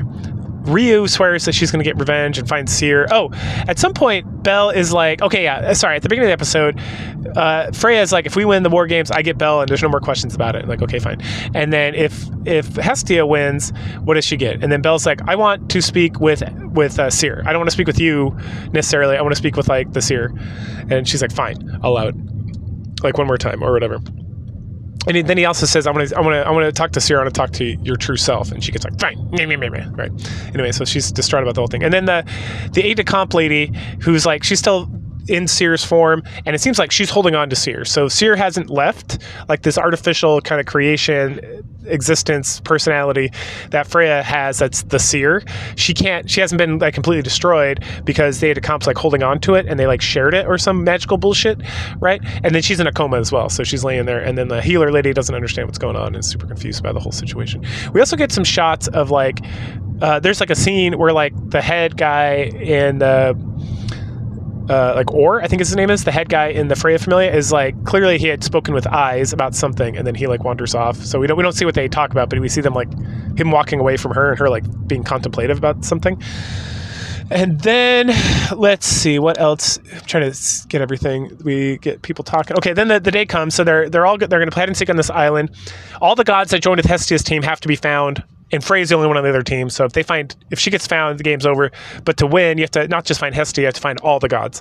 And every time you find like a god, all their familiar like pieces out, right? So it's going to be, it's kind of this. As good as this show is, and the book, I'm assuming, it's kind of obvious what's going to happen here. And then, so Lily gives like a rousing speech about like what they're going to do and how they're going to fight the familiar and how they're going to listen to him and stuff. And then Belle's like, hey, I got something I need to tell you about that I have a hunch about. And so we jump away from that and then come back, and she's like, holy shit, you think that's really going to happen? And he's like, yeah. And she's like, huh. And then Cassandra runs up, and Cassandra it's like Cassandra's tears, if you're familiar with Greek mythology. She can she has like crazy dreams that kind of foresee the future but kind of don't, right? It's kind of like, it's very vague. But anyway, she comes and she says all this stuff, and the final thing she says is like, and the wind will like guide you, or the wind will help. And he's like, the wind, huh? And like eyes is like the wind. She's like wind magic. So like I would assume that's what that's referring to, but maybe not. But that'll definitely be relevant because again, the show is very well written. We then jump over to the Freya Familia, and Freya's sitting on like this throne in a tower as usual. And then Orr comes up and says, here's your flower. And it's like this purple, like lavender. And she's like, oh, that's ironic. And I was like, is it though? I feel like I missed something by watching these seasons like years apart. Like I think I watched the first season of this when I was in my 20s. So like, I don't know if it was 20 years ago, but like I watched the first season like when it first came out. So it's been a minute. Okay. And then I had the manga, but then like one of my moves, the Army Movers lost it. So anyway, what was I going to say about all that? Okay. Yeah. And I think and then the games begin, and that's where we end. All right, let the games begin. So episode 11 kicks off the actual battle. So there's not much to talk about in this episode, to be completely honest. It's just fight. So we're just going to go over the things and talk about the sexy healer when she gets all her clothes knocked off, which is my favorite part of this episode. Damn, she's hot. Okay, so we literally start before the credits, and we just repeat the end of the last episode. And Lily, what she does is she sends everyone out to kind of scout for Freya because they can't have a defensive battle because the Freya Familiar is too powerful. They're going to overwhelm them. There's no way they can beat them in like a straightforward like battle. So they got to find Freya and then sneak Belle in there. Belle's wearing his like cloak, and he's trying to sneak in there so he can hit Otaro. I keep calling him Orr, but I think it's Otaro or Orthoro or something like that. Anyway, the number one guy. So he's going to hit him with his most powerful, like a supercharged attack, his Argonaut like ability, which lets him like do a lot of damage against like a guy who's much stronger than him. It's just how he beat the Minotaur in like the first season. Yeah, that's right. Okay, so he's doing that. So everyone's looking around, they're not seeing anything, it's very confusing. Then all of a sudden someone's like, oh, I found him. They're all just like standing there. And Lady Freya's not even like hiding. She's not playing hide and go seek at all. She's just like sitting on her throne on the top of the tower, like watching. And they're like, fuck. And then Loki's like, that makes the most sense. They're so powerful. Why would they go look for anybody? They're just gonna beat the shit out of these people. They're just gonna hang out and not allow anybody to get through to them. So, okay, so we're gonna do that. That's how this is gonna work. And so then Lily's like, oh my gosh, there's only two things I can do to like solve this problem. One, we can like charge straight in, and then like the other thing that we don't talk about. And so Belle's like, make it happen. And so Belle's like charging in, and then everyone charges in, and they like there's a big like confluence of everybody meeting together. And then the Hestia group uses all their magic swords to like completely decimate like the grunts essentially. And then the healer lady comes out and does some like wicked ass spell, and no one like stops her. They just kind of like watch her do it, and she resurrects like everybody. Right, because that's one of her abilities. And then they start fighting, and then this group of guys who is like they used to hate Belle in like the first season, then became like best friends or whatever. They sneak around and they blast the shit out of the healer lady, but which doesn't allow her to like heal or resurrect or anything. But unfortunately, she casts like a renew spell or like a life 3 spell from Final Fantasy 6, and so she's like fine. She's completely naked, almost hot as shit, and then she just like does some like awesome maneuvers, and the animators in this are like excellent because the jiggle physics and just her jumping around with like her boobs barely covered. Oh my god, dude, it was awesome. I love this chick, she's so hot. Anyway, so she beats the shit out of them. Okay, so then Bell, he's sneaking through and people are fighting, and we got like the Hephaestus familiar lady who's like fighting the Cringe Lord, and then we got Wolf fighting blue-haired cat guy, and then we got who else is doing stuff? Oh, and then the Amazonian woman who was like a member of Hermes Familia, who was like part of Ishtar Familia, and then like the Japanese lady, they're fighting the quadruplets, right? Okay, so all that stuff's going on, and then Bell sneaks in, and then he gets attacked from behind, and it's the blue-haired guy. Then he's like, "Oh, I gotta stop you because I trained you, and it's embarrassing to me that you're fighting against us," and yada yada. And then Bell just kicks the shit out of him, and then Thoro is standing there, and he's like, "What's up?" And Bell's like, "Oh shit, I'm not fully charged like my sneak attack." And then Ortho is like throws down one of his swords. He has like 3 swords or something, so he throws down like 2 of his swords and just has 1, and he's like, "Let's do this." And so he uses like his secret ability, which is like how he defeated like a level 7 warrior adventurer, and I think he's level 5 or 6. Well, I think he's 6 if I remember correctly. And then the Bell uses his like he uses like his like trademark flame strike ability on his sword, on like a big sword, and then he also uses the charge ability on it, and then they go like samurai against each other, and they hit each other like super fucking hard, and then Bell is like standing there and he's beat the shit out of, and then Ortoro, it's like all smoke, and he's like, "Did I get him?" And then Ortoro's like, "I'm fine," but his sword's like all broken, and he's like, "That was very impressive considering our level difference, which is like 2 levels, which is like every level's like exponentially better than the last or something, if I remember correctly." And so he's like, "Wow, they like that was pretty good. Too bad you're dead now." And so he picks up his sword and he just starts beating the shit out of Bell, and everyone's watching and being like, "No, no, no!" And then it's like all this other shit's going on, like the Cyclops goes down, and Wolf goes down, and then and then we get some other, like the lady who hangs out with Cassandra. She's like, get the Cringe Lord, distract him so I can do like my super attack. And let's see, and the blue-haired guy, and then the quadruplets are still having like a hard time because they got archers shooting magic swords at them, while like the Amazonian lady is like a level 4, I think, is like fighting along with the ninja lady who's also like level 4. So that and then that's where episode 11 leads off. So I had to apologize. I misspoke earlier. The Divine Wind is Ryu. That's right. It's not Eyes. I totally forgot about that. So, which I should have known, which is super obvious because it comes up all the fucking time. Anyway, it's important because that's pretty much this whole episode. So we get more of Bell fighting Orthoro and getting his shit kicked out of him and almost giving up and being tired and worthless and whatnot. And then he remembers Seer, or like fake Seer, crying, and the promise he made to like bring her back and to see her again and everything. So he's like, "Fuck no, I'm not going to give up." And so he stands up and gets ready to fight Orthoro. Okay, meanwhile, Daphne, I think, so Cassandra and Daphne are like a couple.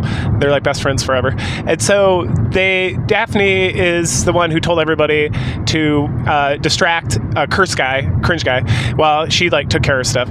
And so we find out in their battle, she's like struggling real hard, and Cassandra keeps healing her and stuff, that she has like a curse, or she has something where her body turns to wood to protect her from like dying or whatever, which is interesting. I'm sure that's related to some sort of like mythology I'm completely unfamiliar with. But anyway, that's what she's doing. And so she's healing and fighting. And then it's like, why is she doing this? And finally Cassandra like grabs her and like surrenders, essentially, right? And then at some point Freya like realizes something, and she's like, "Fuck, go get all the goddesses and goddesses." So she sends blue-haired cat guy and some other people to go hunt down the gods and goddesses, and some of them are fighting back, like Musashi, the Japanese one, but others are just like getting turned up or quitting or whatever. And so it's pulling all people out of the fight, but the fight's not going well. Everyone's getting the shit kicked out of them and whatnot. So people are getting turned up. And then all of a sudden, looks like things are going to go real bad, and Ryu shows up, and she's like, "Hell yeah, let's fucking fight." And then Cassandra's like, "It's Divine Wind." And so she starts just beating the shit out of people, and then she starts fighting Curse Guy, and they're pretty evenly matched. And then all these other, like the healer lady, who's fucking hot, but also an asshole, like a total cunt. And so they got like, they call them the Inherior or whatever, like the Valkyrie, but they're all just like random dudes. And then it's her and her like healers. And then Ryu's like, "It's time." And so then she starts casting the spell, and they're like, "Stop her from casting that spell." And essentially her original familiar that got killed by like I don't remember who killed them exactly, but it was like a player killer guild or whatever, or Familia. I'm sorry, I keep calling them guilds. Link Show, whatever the fuck you want to call it. So Familia, I think it's Asteria. She like summons the spirit of all of them, and then she takes on the power of like the most powerful hero that's like ever lived, who got killed by this like ambush attack and all this stuff. There's like, we talked about a lot in season 4. And so she's able to inherit all that power, so she just kicks the shit out of everybody, like just completely decimates them completely. And then she fights Curse Guy, and then he's starting to realize that he's going to lose, and he's like, how the fuck am I going to lose to you? And she's like, your Cursed Sword, like part of the problem with the Cursed Sword is that it drains you. And so the fact that you've used it against all these people, and like the whole thing with Daphne was to like drain his power by having used the Cursed Sword so much, and it made him weaker. And she's like, I have no idea who'd win in a one-on-one fight, but with the powers drained, I'm going to kick the shit out of you. And then she does. She blasts the shit out of him, and it's fucking awesome. Like, and this battle with Ryu is like 15 minutes of this like 25-minute episode, so it's a lot of stuff. And so we get we also get Lily, and this was all like a plan of hers, and everything's going like according to plan, and she's like, awesome, this is going great. Okay, let's see. I think that's most of everything. And everyone's like jazzed up because Ryu's like essentially resurrected the Asteria Guild, and then Hermes makes some comment about a miracle from the lower world, because it's Ryu's creating the miracle, not the other way around, like a god or goddess creating the miracle and whatnot.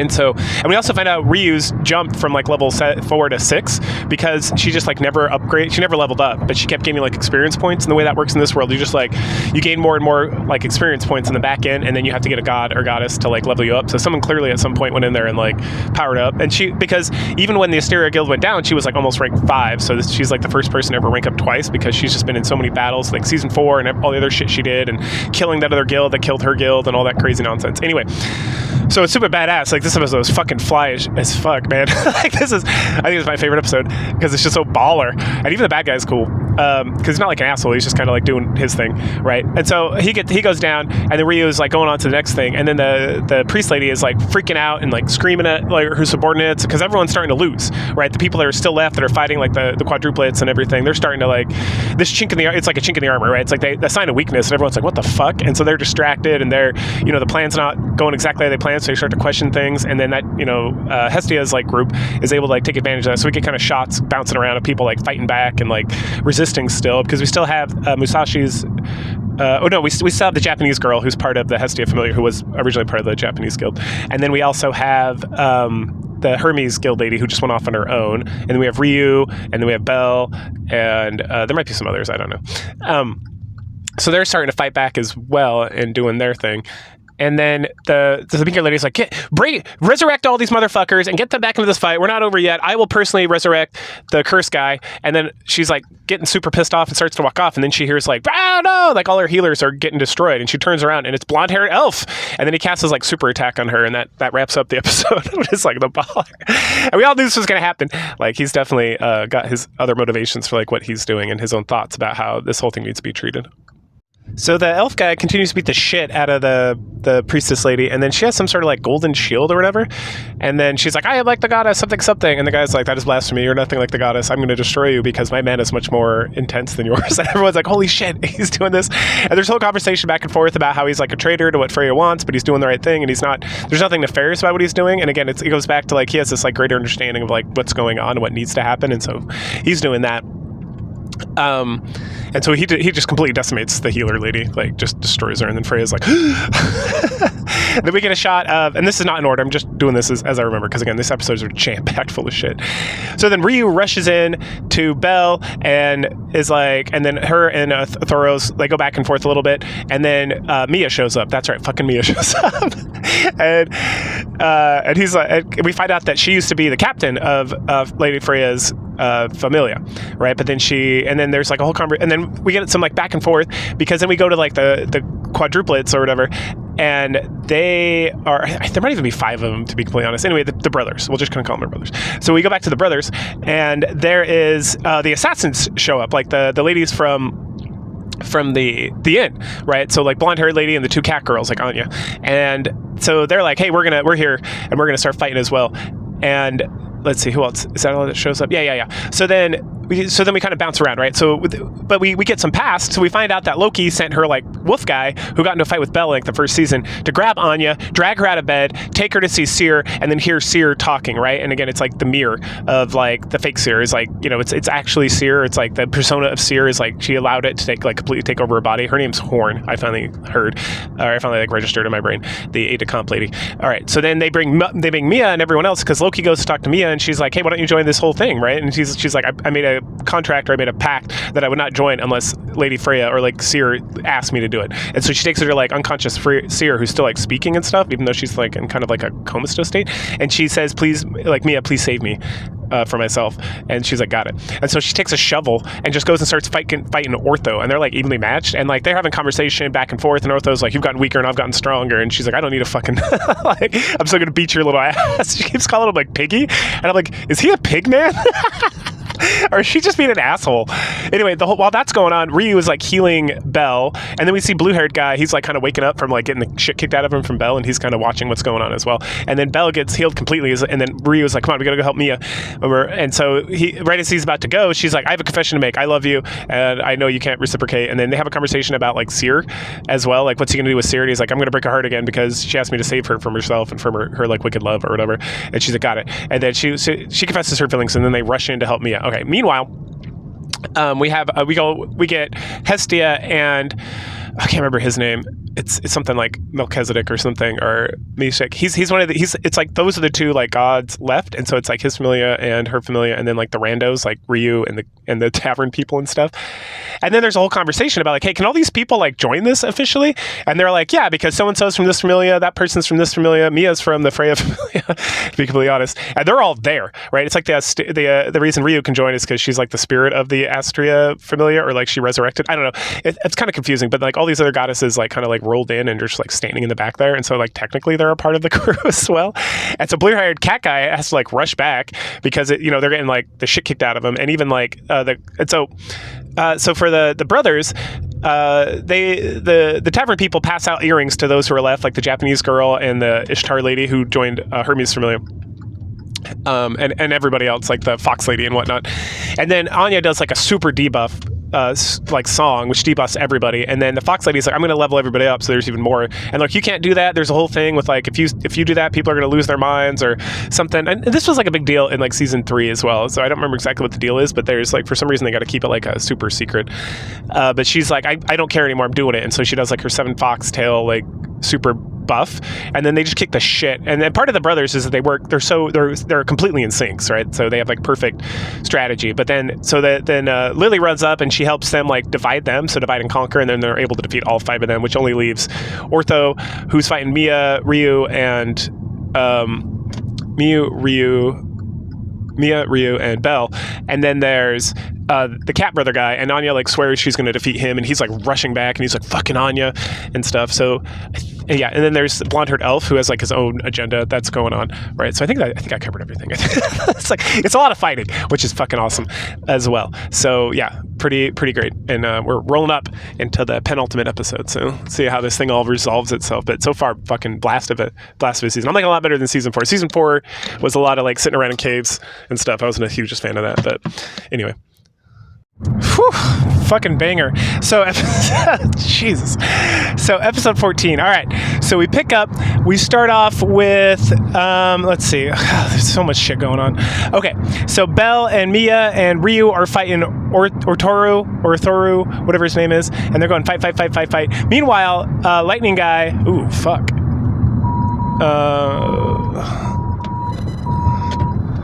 Okay, sorry, I almost crashed. But the lightning elf, the elf guy, who's lightning magic. Meanwhile, he's distracted because Curse Guy tries to fight him, and then he just like punches him down to the ground, and then they get into a fun conversation, and the conversation is pretty much like, we have to save Freya, and the way we save Freya is by taking away her goddesshood, because her goddesshood is what's fucking her up. And then they talk about how like the happiest she's ever been is when she was Seer, right? She was always smiling and laughing and having a good time and being with people that she cared about and stuff, so that their main goal is to take away her divinity so that she can just enjoy her like normal regular life as Seer and, you know, save her. And that was like the goal the whole time. And then we get flashbacks about everything he did for Bell, everything he trained for, all the stuff. It was all that from the get-go. know. And then the curse guy is like, at some point, he's like, I knew it too. And I'm an idiot, but you're right. I'm going to join you. So they join up. So then lightning guy heads off, and so Otoro is like fighting, and he's beating up. He cuts Mia real good, and then he knocks like Bell back, and then a blue-haired guy is like watching this whole thing, and he's about to like finish Bell and whatnot, and he does like the super ultimate like attack, and lightning guy comes and like diverts it somewhere else and goes boo, and it like shoots out of the stadium or whatever, and then they get into like an argument about what's going on, and Otoro like recognized that all this was wrong, and we get some more flashbacks about how like when Lightning Elf guy was training Bell and getting everybody to like, beat the shit out of him to make him stronger, Otoro was the only one who was like, no. And he's like, you knew the whole time about my schemes. And Otoro's like, I did not. I had a dream. And then... and then Lightning Elf guy, who apparently was a king at some point, and that's like... And so we get tiny... I'm sure there's like a whole Freya Familia, like... light novel series. I don't know how long it is, but I'm sure it delves into all this stuff. But we get little backgrounds with like the brothers and blue-haired cat and curse guy and Otoro and the elf guy, where they either talk about, or we get small flashbacks about her like saving them essentially and bringing them into her fold. And how this is why they have so much love for her, is because she's like either promised them something or took care of them or did whatever. Like she's like a very good goddess for them, even though she's kind of losing it right now. And so we get like a lot of backstory in that, and like the very little bit of an episode that we have here, like this 20 minutes of this fucking episode, right? It's amazing. It's so good. Anyway, so they go back and forth about this whole thing and how he, just like she took him from being a king and allowed him to live his life the way he truly wanted to, he's going to do the same thing for her, because like she's being torn apart and like crying and all this stuff. And then they get, excuse me. And so then he's like, the rest of you get up and distract him. So they start fighting him and fight. And then he's casting some crazy spell. And they do like a super combo attack on this guy, and they blast the shit out of him. Like Ryu like cuts him, and Bell like cuts him in the back, like stabs him in the back, and then he gets all this lightning attack and whatnot. And then he like fucking activates like beast mode and just blows the shit out of all of them. Okay, so meanwhile, while this is going on, and beast mode's like a super duper secret super attack or whatever. Okay. So then, while that's all going on, so Anya and her brother are like kind of fighting, and they're going back and forth and whatnot. And then one of the brothers, I think it's just one of them, there might have been two, they stand up and they start fighting again with all the people who are down. And at some point, Lily's like, someone has to go get the flower from Freya. They have to do it right now. And so Wolf, who's been like knocked the shit out of, he gets up and he starts stumbling away. And then blonde hair guy's just like watching him go, and he's like, good. Okay, so he's going to take care of that. Thank goodness. Okay.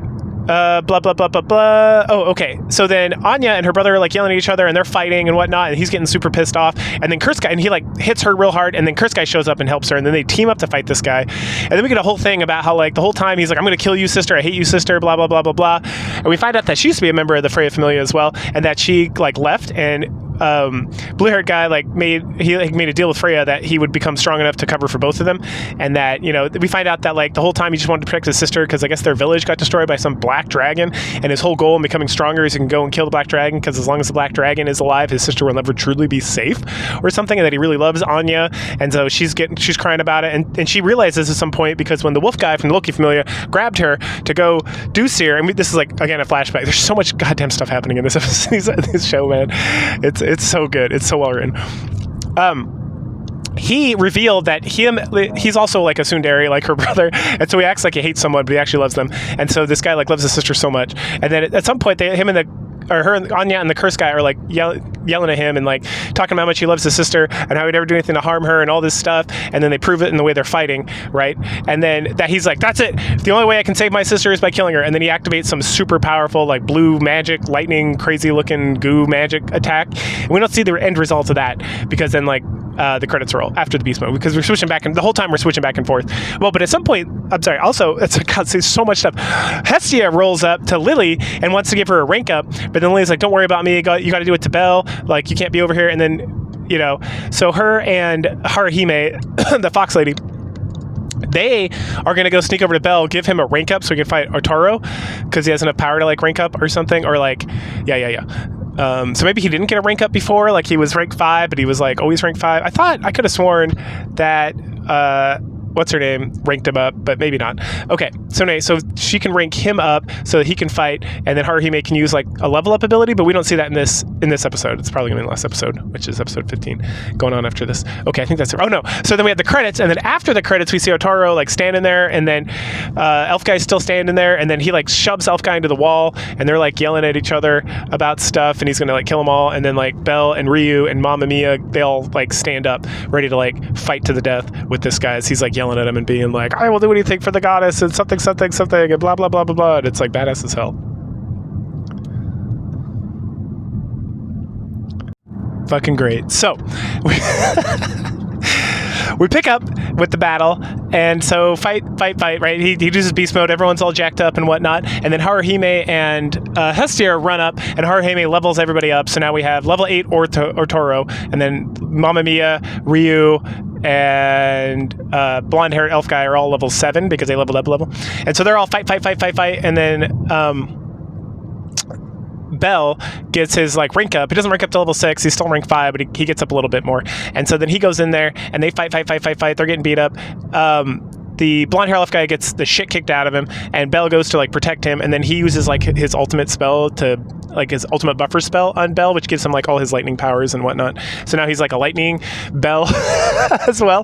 And then he goes, and he's super fast, and him and Otaro are like going toe to toe, and then Mia and Ryu recover enough that they're able to come and fight. Between the three of them, they finally blast the shit out of this guy, knocking him like back, blasting through like the wall.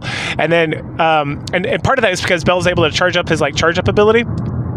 And then we get like the blue-haired guy who's just like watching. He's like, "Good job, man. You used that technique," which again is like fucking excellent writing in the show, because there's a whole thing about his hand like jittery, and then he used his other hand, right? Because it distracted Otaro. So like if he had gone to practice and like learned this stuff, he would have been much better off. So fucking deal. So then he comes back over, and then Belle's like, "Holy shit, this guy's still going," and he gets on his knees and he's like, "You can save Lady Freya," and he's like, "I can," and he's like, "Do it." So he goes and he starts running to the tower, but then blue-haired cat guy is running, right? He took care of Anya and whoever. He didn't kill anybody, obviously they're all fine, but he's running, and then Belle's running, and of course that thing I mentioned earlier, because this is excellent writing in this book and the show, is that he got that little rank up from like I to G for like escaping people. And so when they're running, cat guy almost catches up with him, and then he's able to like he gets like a turbocharge, so he's able to run even faster. And so the guy tries to use like an attack on him along with the two guys that are guarding like the tower still. But guess what? That's where Wolf comes in. Wolf's there. And so he uses a magic sword and blasts the shit out of the rest of them. And so that just leaves nobody. So then Belle's able to walk up and meet with Lady Freya, and then she kind of breaks down again about love, about her being confused, about like what love is and all this stuff. And then Belle is like, "I'm going to set you free." And he cuts her flower, ending her reign as like a goddess. And so then we skip ahead a little bit, and we see Seer/Freya just kind of like meandering about a little bit. And then does someone talk to her? She's like thinking about everything. So her guild her familia got disbanded, and everything, and she's thinking about what she can do with herself, and she just wants to leave. She's like embarrassed by the whole situation and everything she did and whatnot, but she decides to stop by Mamma Mia's place. And so she's just drinking and talking to Mia about stuff and about everything that went on. And then Mia mentions that like Hestia doesn't care, she still wants to be your friend and whatnot, and she's like, "It's too embarrassing, I can't do it." And so then finally she's like, "I'm gonna go." And then the guild is like doesn't know what the fuck to do, because again, she's got like all these super powerful like people in her familia, and since it's disbanded, like what are these people gonna do? They're like rogues essentially. They're just like out and about doing shit. And then Freya's like, "I commanded them all to be the hero that the world needed, so that's what they'll do," before I finally left. We then, as she wanders out, we see Belle and all the maids, which are Ryu, Anya, Black Cat, and Blonde Chick, and they're all standing there, and then they all give their piece to Seer/Freya, and they're like, "No, you can't leave, blah, blah, blah, blah, blah."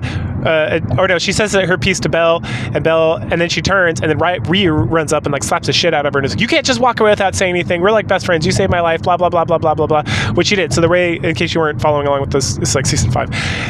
Ryu, after she like killed that whole guild, after her guild got killed, she was just like laying in a gutter being sad and being crazy, and then Freya/Seer like came and like saved her metaphorically, not like physically saved her, and gave her a purpose in life, which was to come work at Mamma Mia's and like find friends and fall in love with Belle and all that good stuff.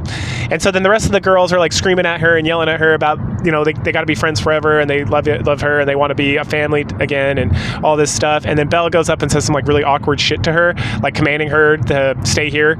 Well, first he says something about being her knight and always protecting her, and then he's like, "And plus you have to do what I tell you to do, and you have to stay here because that's what I want." And then he looks up, because the whole Freya familia is like standing around watching him, and then Hater or something, whatever his name is, the blonde-haired elf guy, is like nodding. He's like, "Very good." It's like, oh, ridiculous. And then so Freya like officially transforms into like Seer, and she's like, and she starts crying and talking about how she never wants to leave and she wants to stay with her friends forever and be here with everybody and be happy. And she's so glad that she's not a goddess anymore, or doesn't have that divine status, so she can like be friends and have a good time. And so then everyone like cries and they hug it out, and it's all the Freya familia like takes off, and it's like this beautiful end scene, and then Mia's like standing inside listening, and she's like, that dummy. And so, that's the end. Season 5, fucking fantastic. That was, oh my goodness, that was so much better than season 4.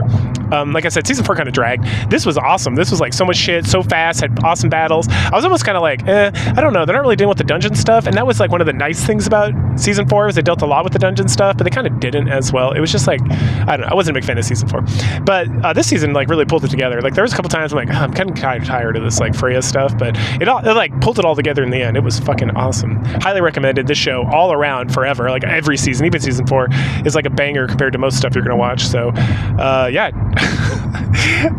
Excellent. So go ahead, like, share, subscribe, comment, and I will catch you guys later. Bye.